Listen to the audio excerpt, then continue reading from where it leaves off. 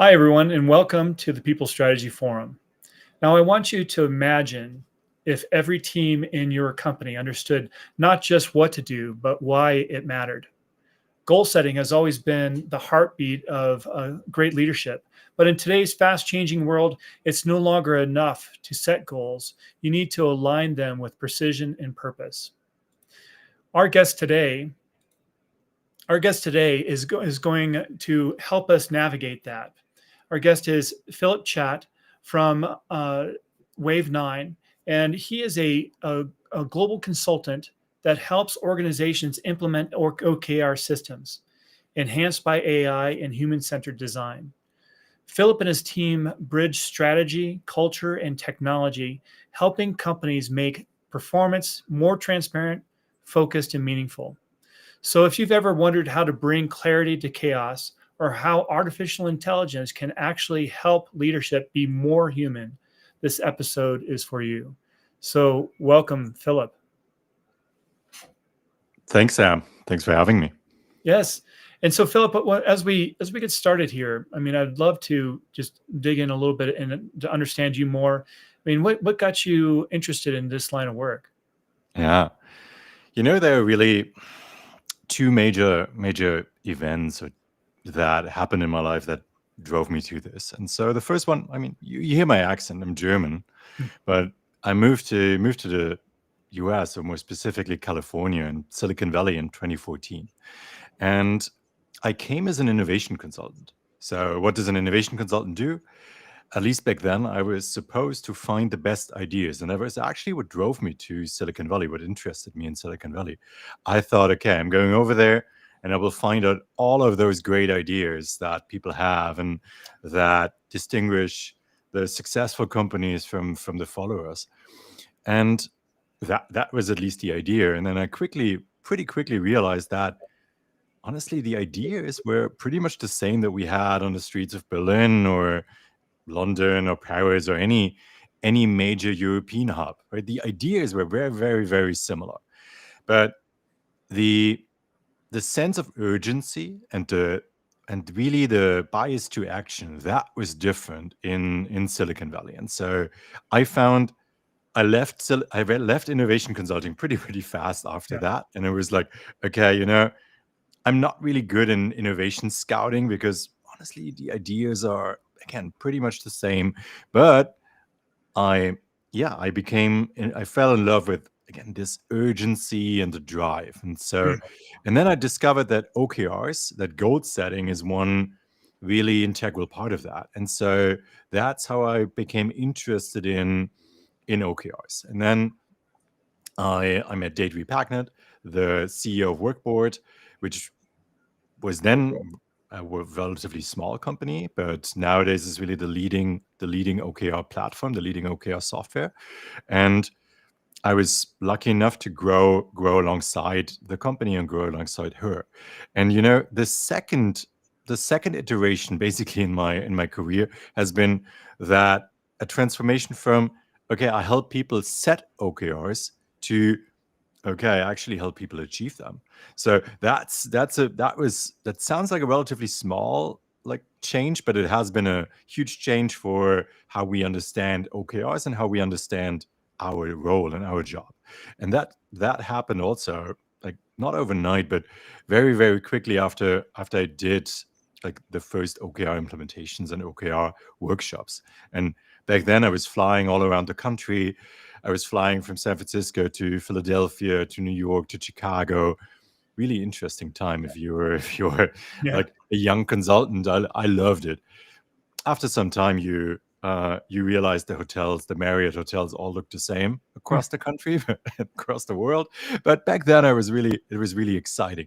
And it was this moment when I when I called a client. I was in Philly a couple of weeks ago, and I called Peter, and Peter said, "Hey, Phil, it was great having you here. We would love you till you come back." I was like, "Okay, that's great, but haven't we just set OKRs? What happened to the goals that we just set?"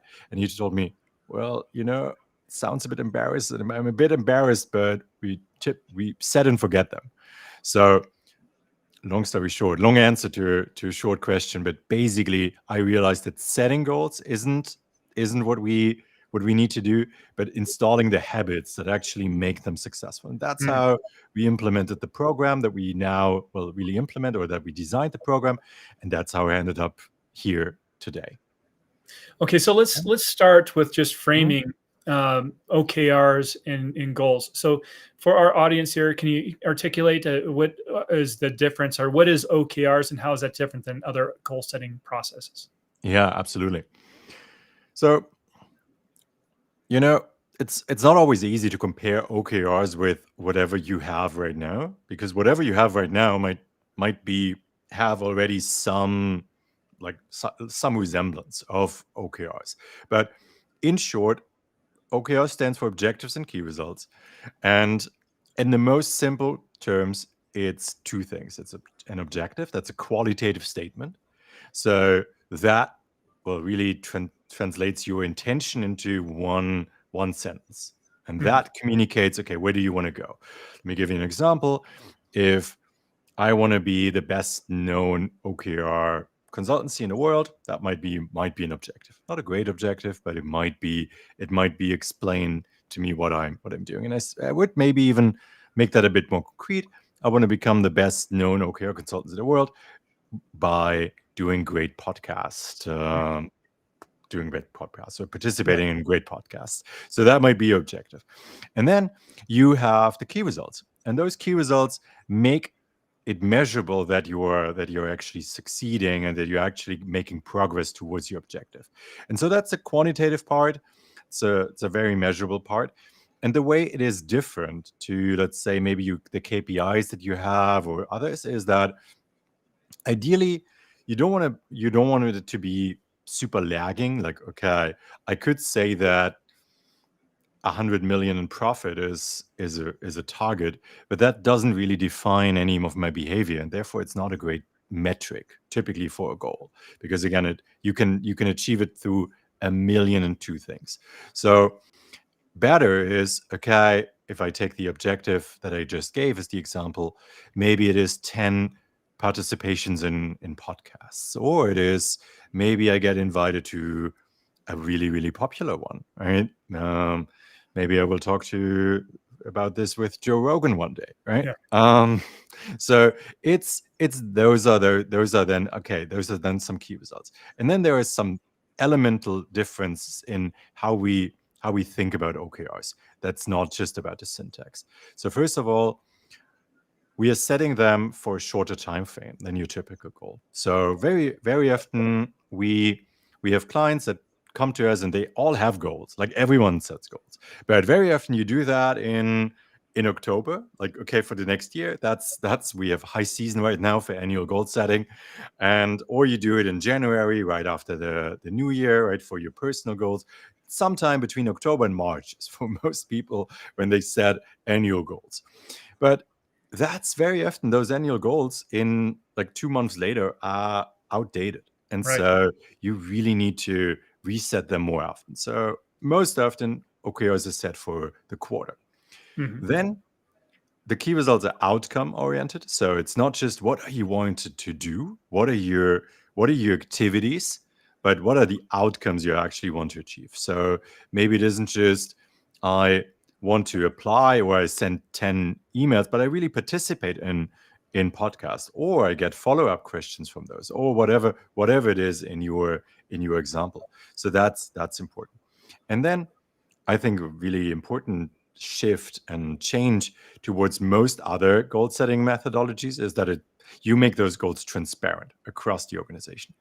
Yeah. So imagine an organization where everyone knows everyone else's goals, and those are transparent across the organization. And I love that. I mean, if I would need to reduce our work to one thing, I would reduce it to this little thing, because that's honestly often the biggest lever. Just make Mm. everything transparent, give everyone access to everyone's goals, and on a team level, and you will be much better off than most often you've been before.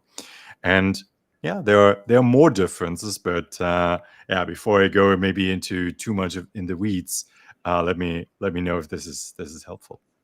Yes, for sure. It definitely is. But the one thing that I'm glad to hear you say is that this is not an annual process. This is something more agile. This is a six, the a 90-day sprint. We're thinking of this on a quarterly basis because the world is changing pretty Mhm. fast. And then so and that's something that I think that is really made a huge difference is the pace of artificial intelligence in the past 12 months. It's really accelerated how executives are showing up and thinking about work. So, what's the current view of OKRs in this context? How are executives feeling about goal setting? Yeah. So when when I talk to executives, it's really it's different. It's two different camps. Let's break it down into that. And there's the ones that have a really solid foundation with their OKRs, and they can now really accelerate. So what do I mean with that? If they have OKRs that are transparent across the organization, that follow the same syntax across the organization, that are maybe even hosted in one platform or at least stored in the same format, then if that foundation is there, then you can now really accelerate with AI. You can ask an agentic AI, okay, how am I doing? What are the OKRs that now as a leader I need to focus on? Where Mm, are teams that need my support? Which maybe are the most common bottlenecks that teams store and mention in there when they achieve their OKRs? And so, you know, once you have that foundation, it's it's really, really powerful. But you know, AI doesn't build that foundation. AI needs that foundation. And so there's a second camp of people that went through an OKR or a so-called OKR rollout, and they don't have the foundation. And that's the second camp, and that's often a very disappointed camp because now suddenly they did OKRs, or they have now written their goals in a different syntax, but nothing has really changed. And mm. with OKRs and with goals in general, that's really, really easy because you can take whatever you have right now and you can just say it's an OKR now. And as long as it has a qualitative description and a quantitative whatever, right, you can call it an OKR. And no one's going to stop you. And so there's no OKR police saying, okay, this is a terrible OKR. And even we don't do that. We would never call anyone's OKRs ugly. But but it is, if you don't have that, and if you aren't even using OKRs, and everyone's using their own syntax for goals and storing it in a different syntax, then you just can't make use of that of Yeah. AI as much. And then we see the companies that are solid and have discipline and have, well, really intention in this, they accelerate, and the other ones are struggling even more. And I think that's something that I predict will be even stronger in the next 12, 18, 24 months. When you have the foundation, and when you don't have it, then start now in laying a foundation for this. And you need the data. And if you don't have that, then, well, it's getting more and more difficult to keep up. Okay. Well, great. Mhm. So real quick, I just want to make sure I'm bringing in our listeners here. And Mhm. so, if you really enjoy what we're talking about here, as far as OKRs and how they can impact your organization, make sure that you subscribe and leave a comment down below as far as how you are using goals and how effective they're in your organization. But right now, Philip, what I'd like to do is really explore the role of artificial intelligence in the goal setting process and how this is evolving. So, what does an AI guided OKR process look like? Yeah. The first thing that we experimented with, and that's the most basic one, is OKR, like an agent helping you write good OKRs. Mm, And honestly, that's 10 years ago, that was our job. That's what we did. That's what I did to fly. And I flew into Philly, I flew into New York, right? And I helped people set better OKRs. And sometimes I still do that at the highest level of an organization, right, with a leadership team. But now we can take that knowledge that I've built in setting good OKRs and scale it to the rest of the organization. So every team gets gets the help of an expert in OKRs in setting better goals. Now, I just mentioned a good goal should be a much more leading indicator than revenue, or it should really influence your behavior. Now, that might not always be straightforward. So how do you actually do that? And maybe an OKR coach can help you get to that idea. And so an interesting key result, by the way, for us is that any agent that you use and any OKR AI coach, you shouldn't accept 100% of their guidance, because Right. then suddenly you're in a world where a robot is writing your goals. And Mm. honestly, that's not a very attractive world and vision to live in, right? But if you are, we say 33% is a good acceptance rate. By that, you're probably helpful, because if it's zero, then you're probably not spending a lot of value, or you're not creating a lot of value. But 33% is our internal key result for our AI agent acceptance rate of their OKR suggestions. And so that can really help teams set better OKRs, set better goals, and set them much more efficient. So we used to take often 4 hours for an OKR workshop with a Mhm. team. We can now do that in less than half very often. I mean, honestly, it's also because people understand OKRs better. It's Yeah. somewhat, everyone has matured a bit in accepting outcomes as good goals and not just your task list. So that has made it easier. But yeah, generally, we see that that's really helping teams set better goals, especially at lower levels where we just couldn't scale our support, and it's helping them do it quicker. So Okay. that's the Philip, most just basic one. yeah. So Philip, just a point of clarification here. I mean, you mentioned the 33% acceptance rate. Now, what exactly does that mean in the context of AI? Yeah. So let me give you an example. Yeah. So if I say, okay, our key result is, as a leadership team, is 100 million in revenue. And now that's that's honestly not really a good key result. That's more an MBO, or it's more a longer term goal. And we describe it as an annual impact metric, an AIM. And so it's okay. But now you want to explore leading indicators. Okay, so leading indicators for your revenue numbers, maybe your pipeline. Your Mm. pipeline might be one. Or it is, well, your churn rate, or it is maybe your close rate, or it is the number of marketing activities that you do. Whatever it is that is more leading, that tells you, okay, I feel more confident now that we will hit this goal, even though the key result in itself might not be a success. You might not celebrate, okay, we have that much pipeline, if it doesn't translate into revenue later, but it is a good leading indicator. Now, our or DAI would now give you a couple of suggestions. And so it would maybe suggest, again, marketing pipeline, or sales pipeline, or say marketing activities, or incoming leads, or close rate. And now, if you would accept 100% of those, right, then the team would probably get a feeling afterwards that the AI did all the work, and you Mm. wouldn't get the buy-in that we want. Right. So as important it is to have good OKRs, it's even more important that the process includes everyone and Hmm. involves everyone. So, and that after it, people feel strong buy-in for those goals.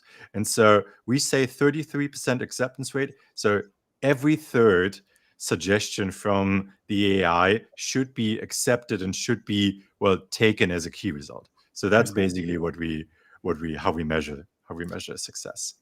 I see. And I would love your perspective here, Sumit, as far as Philip was mentioning, it's important to have a human in the loop in these situations. So where do you think are the touch points, Sumit, where human in the loop should be here in Mhm. performance management? Yeah. I think sorry. So I think, yeah, you almost need a human in the loop at all of those, at almost every point in this interaction, right? So the human in the loop is feeding the context. So it's providing the context. So in the way we look at OKRs, we start at the leadership team, and then at the second level we go maybe into teams, like a marketing team, a sales team, and a product team, etc., and sometimes cross-functional teams. But at that point, first the leader is providing some context on those goals, and then the team is having a first discussion. And then only if people are stuck, then they should reach out to an AI and say, okay, hey, we need some guidance here on this key result, we need some guidance there. And then it is often, well, then think further, okay, once we have set OKRs, now we need to implement them in a software. That's a good thing for an AI to do, right? Just take whatever you have here in a document and put it into software. That's a great use for AI. But now you want a regular update, and that now is, I would say, a slippery slope if you should have a human in the loop or if it should be automated. So let me give you an example. The marketing pipeline goal might be in HubSpot, and it might be automatically calculated there. Now, should we update that automatically in the system, or should a human be in the loop and update that key result manually? There are arguments for both, and let me quickly walk you through the arguments for both sides, because it's the argument we constantly have with our clients. Our clients very often come to us and say, okay, ideally I want every key result to be completely automated. And you know what then happens? Well, people forget about the goals. Yeah. Like, people forget about them. People don't care about them anymore. And it's an automated dashboard. And it's often a dashboard that no one looks at it. So no one ever looks at. And so you really don't want that.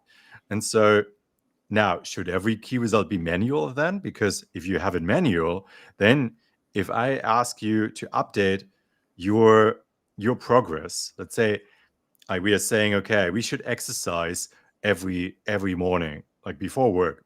That's what we do. And I ask you to send me a text message once you did it, right? It's just more likely that you will actually do it. And then if that just happens in the background. So you think about that, and therefore the human in the loop is an important cornerstone of any habit you're building. But if that happens for too many, it often gets too cumbersome, and you often also don't have the ideal data quality, because as soon as you have a human in the loop, you also have imperfection, and then you don't have the perfect data. You might not have the accurate data, not the most current data in the system, and therefore, or in regards to your OKRs, and then it becomes very often not a great usable system. So you want to find exactly the sweet spot between everything gets automated and ignored, and everything is manual, but often low quality because it's not real time. And so the sweet spot is most often somewhere around what we found: 2/3 is automated and 1/3 is still manual. What are your thoughts, Sumit? I definitely think the human element is important, Sam. And I mean, how I'd like to think of it is that the what of the goals can be left to AI, but sometimes for the how and the why, you need human intervention. So if let's say I run a pizza store as part of a chain, you've assigned me some targets as I mean, in terms of customer footfall, in terms of revenue, various OKRs I'm tracking as part of the growth journey. But there's a burst pipeline in front of my store which is impacting footfall. So AI will not have the intelligence or the nuance to capture that. It would simply classify me as being successful or a failure.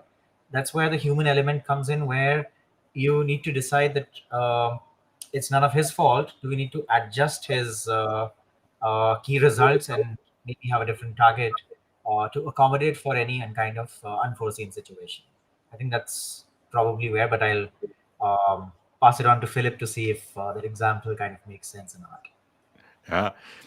I love the example because it's also something that we see very often, but something that we at least like to steer away our clients away from, and that is assigning goals.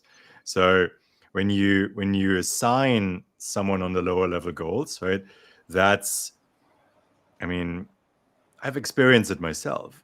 Uh, my boss goes to annual kickoff, top 200 leaders or whatever it was in the company, then comes back and says, okay, these are annual goals, and then I was like, yeah, I don't think those are the right ones. And honestly, that it's really without context. And it looks like something that, I don't know, a McKinsey consultant draw on something without any understanding of our business, right? And that's really how you well often alienate team members, and then definitely not how you create buy-in.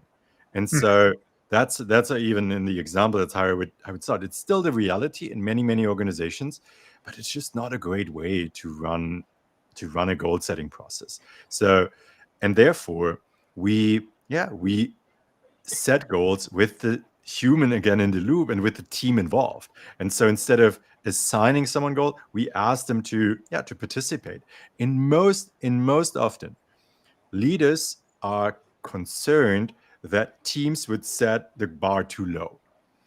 In reality, when you have the right environment, people stretch even further.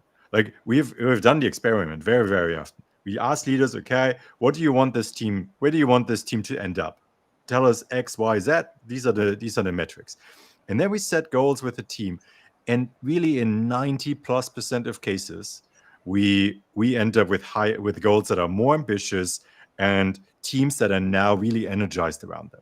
And in the 10% that we don't, very often we have much more severe problems, and those teams wouldn't achieve the goals anyway, no matter if they set them themselves or not. Very often they have misalignment, distrust, right? The 5 dysfunctions of a team. Very often we see those all in those 10% that are setting like super low targets. But I do think that Smith brings up a valid point in some elements of, so how can you configure AI to understand the constraints that your business may have? Perhaps some of the metrics that you're measuring aren't very timely or they're low quality. I mean, how can you ensure that the system is recommending good, high quality OKRs? Yeah. I mean, honestly, at least in this case, it isn't there yet, right? But that's also why we don't aim for 100% acceptance rate of that. So we give it some context, of course. Like, well, it's an LLM; it can read some strategy documents. It can read whatever you give it, right? That's easy. But yeah, it won't hit 100%, and therefore you can't just blindly accept whatever the AI is giving you as goals, and neither should you. You shouldn't accept goals that a human is setting for you just blindly, and you shouldn't accept goals that anyone should be involved in setting of their own goals. That's almost a human right in my belief. Okay, so It's as probably we're not, But but I mean, there's certain things that the business needs to get done, right? And so there's Mhm. where's the intersection, or where's the rub, I guess you could say, between OKRs and individual performance management? What are the Yeah, details there? that's a great question. It's honestly something where I will call it the OKR community has not done a great job in the past of clarifying that, in my opinion. So if you read through a lot of thought leadership, then you say, okay, OKRs should not be part of performance management and shouldn't be. But that is just kicking the can down the road. Okay, so then we don't use it, but do you build two systems, right? Do you build maybe two competing systems? And honestly, if you tie a bonus to the performance management goals and don't tie anything to OKRs, well, then what are you expecting humans to focus on, right? Right. It's obviously, if you look at the incentives, you will be able to model the behavior. So obviously that's not going to really fly. So the way we think about it is that yes, OKRs should never be an algorithm for your performance evaluation, meaning that if you set your own goals, and if you set your own goals, then you cannot make that an algorithm for your bonus payout, because then obviously people would sandbag. So then we do basically a trifecta. That's our recommendation at a high level, right? We aren't the performance management experts, and therefore there's more to performance management than we recommend.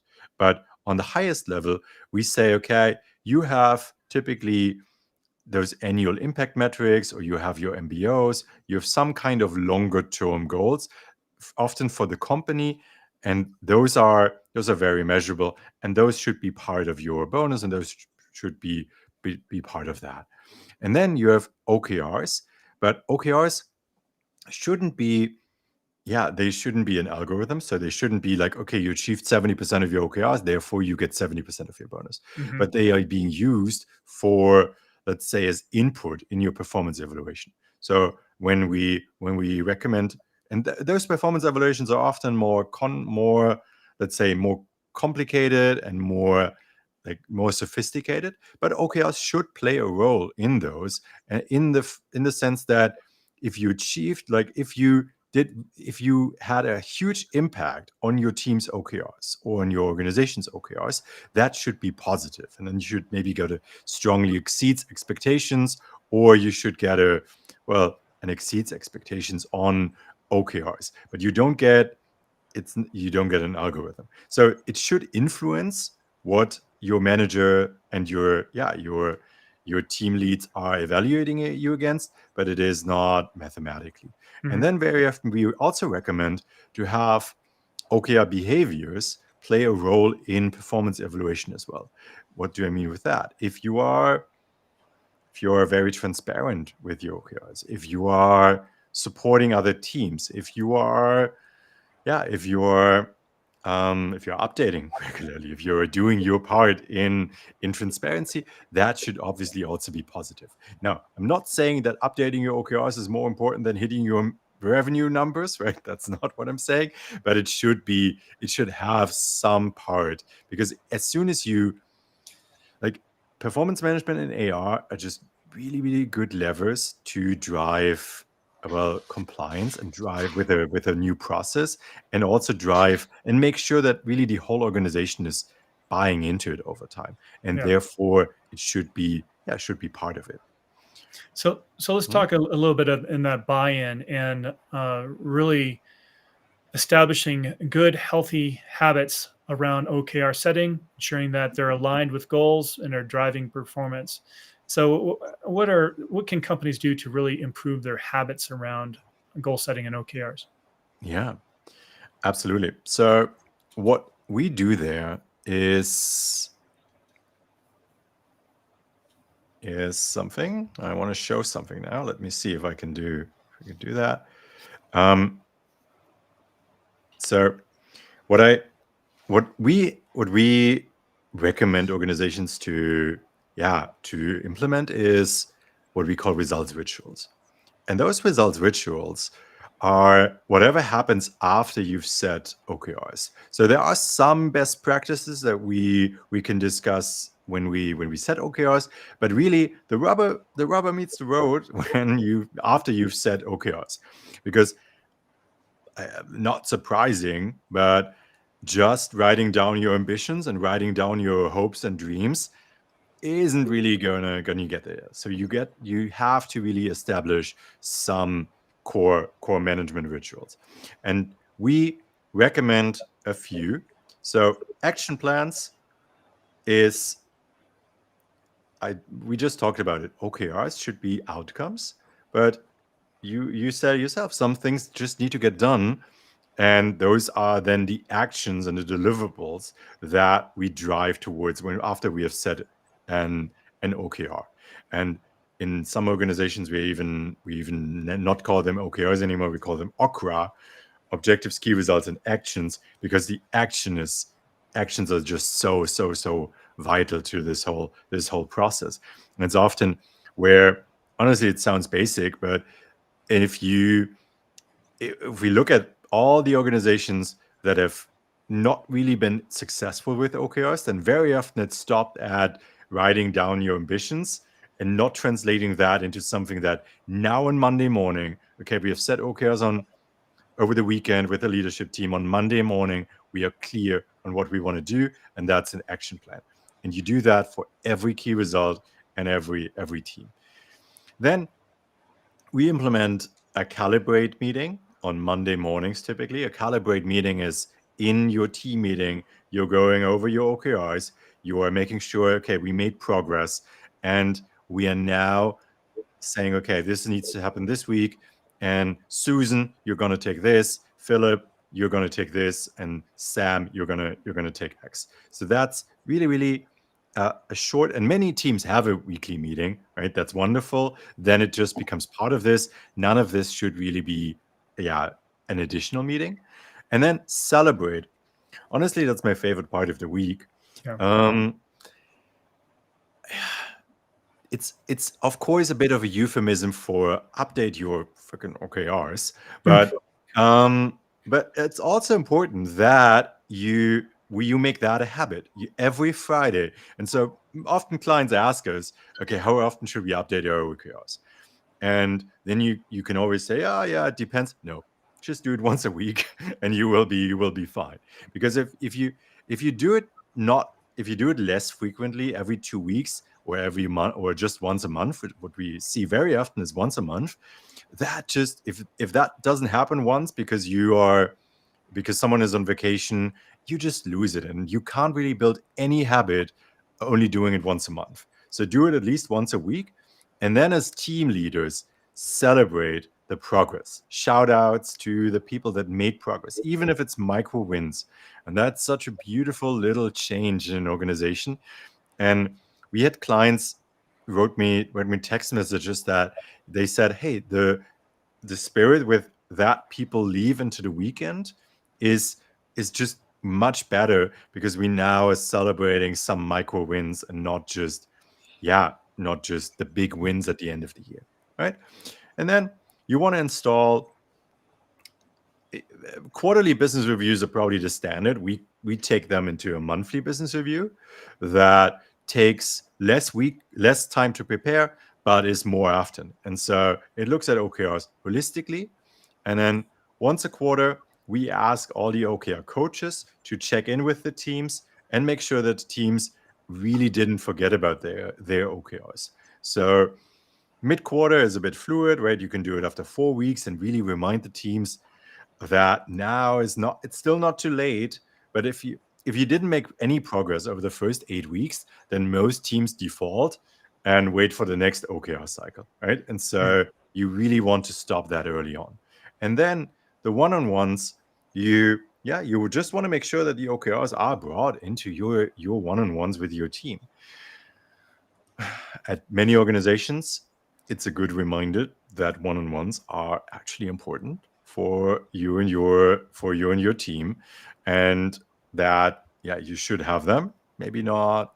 Maybe you don't need a one-on-one every week with everyone. I get that, but you should talk about them, and then OKRs should absolutely be in those OKRs. So we don't set individual OKRs. We don't set them on an individual level, just on a team level, but still on the team OKRs, should drive the focus for an individual. So they should be relevant, and therefore they should be discussed. And now, if you have that basic fundamental those basic fundamental rituals in an organization, that can really move you from you've set ambitions to you achieve your goals. Right. Great. Yeah, thanks for taking us through that journey. I think that's really helpful of seeing that from action plan to fruition. And basically, as you mentioned, those one-on-ones are super important to have with our people, but the cadence is really up to the business, and as long as they are happening, as I understand it. Yeah. Yes. Great. Well, as we come to a close here, Philipp, I mean, what are the top things that you want leaders to really walk away with from our discussion today?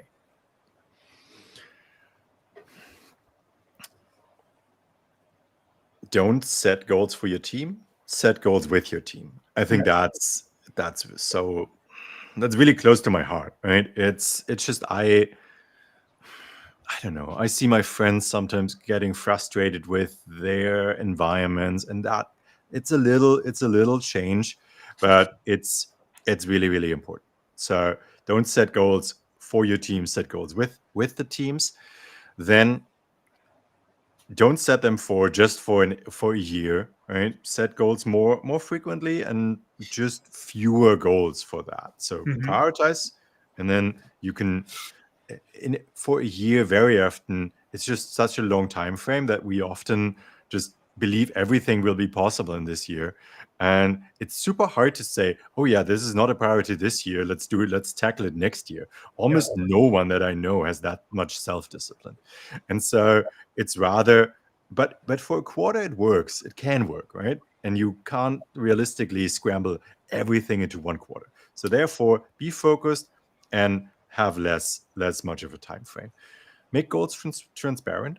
So don't be afraid of making goals transparent. And then also don't be afraid of driving some accountability on outcomes with your team if you involve them in the goal setting, right? It's Mhm. much easier than often to drive and request some accountability. And then also don't be afraid to ask to update OKRs on a weekly level. That's not micromanaging. If you involve the team and you've set outcome-oriented goals, and update once a week across the organization is the level of accountability you can actually demand in my humble opinion. And then the last one is, like, it's if you don't know exactly how OKRs, how AI will influence your business, trust me, it will. I'm sure about that. But even if you don't have the perfect use case for AI yet, now is the time to build the foundational data layer. And that often means bringing your goals in a certain shared syntax around the organization, making sure you have a system that allows you to have data in one single source of truth. Be like, if you have that foundational layer, everyone knows how to write good goals, and everyone stores them in the same system, then you can then later on build AI on top of that. If you don't have that, you will never really make good use of AI, and then you are still there in 5 years thinking, oh, AI isn't for us because of X, Y, and Z. And so you have to have the foundational data layer, and then you can really make good use of it. Great. Well, thank you, Philipp. So many of our leaders out there right now are probably asking themselves, when and should I reach out to Philipp to learn more? How do I reach out to Philipp to learn more? What's the best way they can contact you? Yeah. It's LinkedIn. I'm on LinkedIn as Philipp Schett. And of course, philipp@wave9.com also is a great way to reach out. Perfect. Hmm? Well, thank you for sharing your wisdom with us today, and for all those leaders listening in right now. If this conversation gave you ideas, make sure that you share it with those that you think that will best benefit from this, and that real important strategic insight of goal setting OKRs, and then taking through our people through that process, I think is super important. But thank you for joining us today on the People Strategy Forum, and we'll see you next week. All right. Take care, everyone. Thanks, Philip.